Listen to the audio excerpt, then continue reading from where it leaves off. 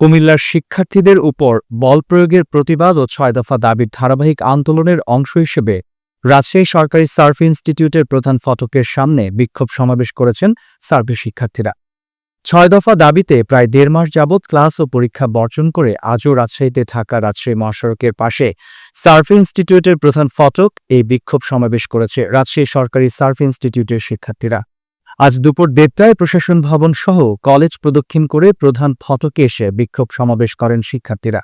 এ সময় এই এলাকায় যানবাহন চলাচল কিছু সময়ের জন্য বন্ধ হয়ে গেলে শিক্ষার্থীরা তা স্বাভাবিক করে দেয়।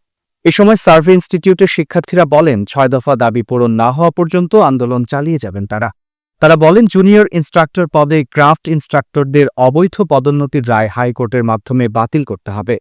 ডিপ্লোমা ইন ইঞ্জিনিয়ারিং কোর্সে যে কোনো বয়সে ভর্তির সুবিধা বাতিল করতে হবে। উপসহকারী প্রকৌশলী ও সমমান পদে ৪ বছর মেয়াদী ডিপ্লোমা ইন ইঞ্জিনিয়ার ও মনোটেকনোলজি হতে পাশকৃতদের সংরক্ষিত পদের বিপরীতে নিয়োগ দিতে হবে।